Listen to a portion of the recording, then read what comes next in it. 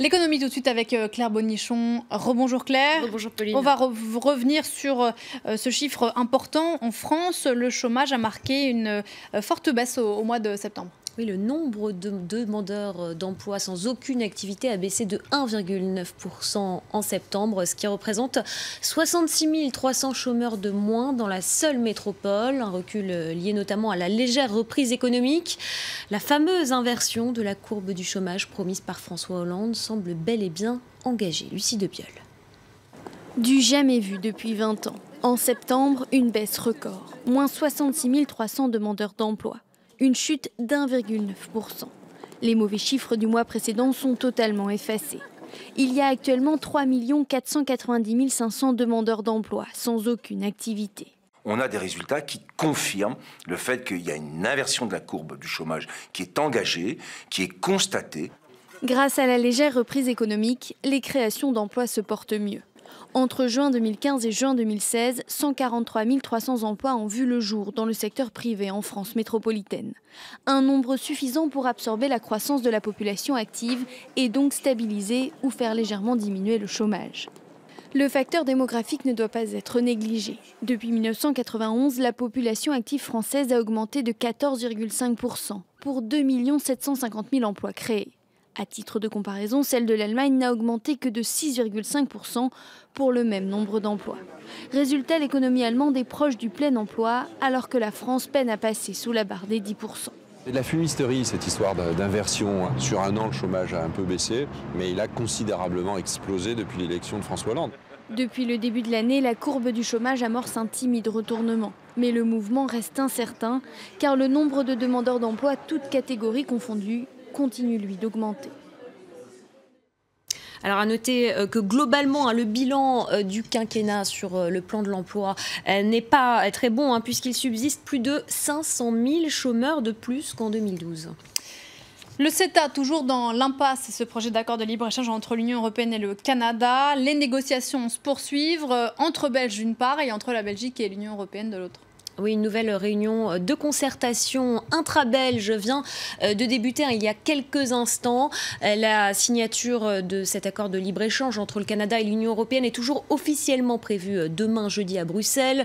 Mais pour l'instant, les négociations n'ont pas permis de débloquer la situation. La Wallonie, région francophone belge, s'oppose toujours à cet accord négocié pendant 7 ans, accord qu'elle juge trop favorable aux multinationales. Le chef du gouvernement wallon estime toutefois que la situation n'est pas complètement bloqué. Je vous propose de l'écouter. Non, je ne parle jamais d'avancée, je ne dis pas non plus que c'est paralysé. On a toujours négocié de bonne foi, on l'a dit, vraiment. Mais nos demandes, elles sont claires depuis très longtemps. Donc on sent qu'on commence à être entendu, mais on continue à négocier. Quel est le chemin ? Voilà pour le dossier CETA. On suivra les négociations aujourd'hui du côté de Bruxelles. On fait un point sur les marchés asiatiques. Quelle était la tendance ce matin ? Eh bien, la bourse de Tokyo vient de clôturer il y a quelques instants en légère hausse finalement.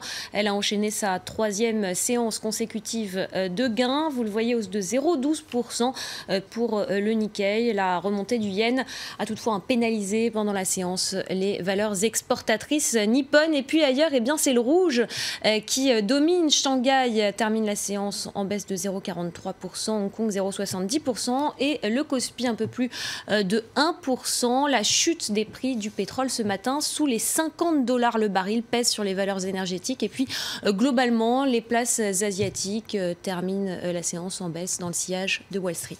C'est la saison des résultats d'entreprise. Ceux d'Apple ont été publiés hier après la fermeture de Wall Street et ils sont plutôt décevants.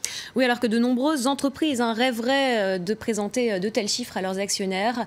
Mais ce que Wall Street retient, eh bien, c'est que la première capitalisation boursière mondiale a annoncé la première baisse de son chiffre d'affaires annuel en 15 ans. Une baisse de 9% à près de 47 milliards de dollars. Et hier, après bourse, juste après la publication des résultats, eh bien, l'action Apple a perdu un peu plus de 2%. C'est l'Apple Watch qui plombe les résultats d'Apple. Oui, l'Apple Watch qui peine à trouver son public. Ce marché de la montre connectée a bien du mal à décoller. Et puis, il y a aussi la baisse des ventes de l'iPhone pour le 3e trimestre consécutif, même si Apple en a quand quand même, il faut le noter, écoulé plus de 45 millions entre le mois de juillet et septembre. Alors cette baisse de la vente des smartphones, des iPhones, est symptomatique à la fois du ralentissement global du marché des smartphones et d'une intensification de la concurrence, notamment de la part de rivaux chinois comme Xiaomi, par exemple. L'actu des entreprises, en bref, en images, on commence avec les résultats d'Airbus.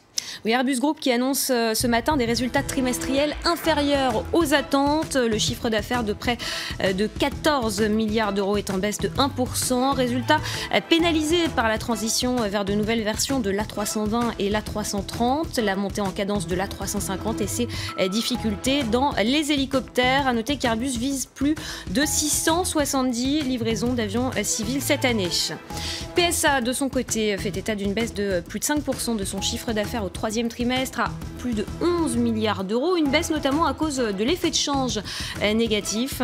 À noter que les ventes progressent en Afrique, au Moyen-Orient et en Amérique latine. Et puis Danone a lancé une émission obligataire de plus de 6 milliards d'euros pour financer une partie de l'acquisition de WhiteWave, le groupe américain WhiteWave Foods, qui est le numéro 1 des produits laitiers bio aux États-Unis. Le géant de l'agroalimentaire ambitionne ainsi de devenir le leader mondial du bio.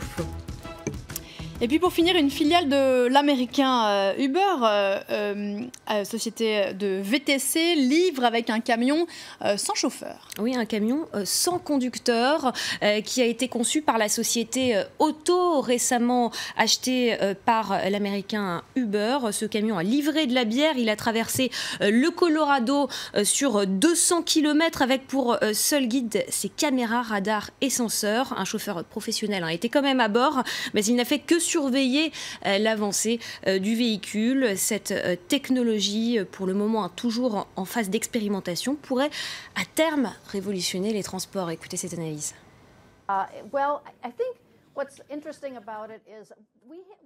Je pense que ceci est un exemple d'une utilisation réaliste de la voiture sans conducteur à court terme. Avant que chaque particulier possède une voiture sans chauffeur et que les routes en soient pleines, je pense que ça va d'abord se développer à travers des applications commerciales comme celle-ci.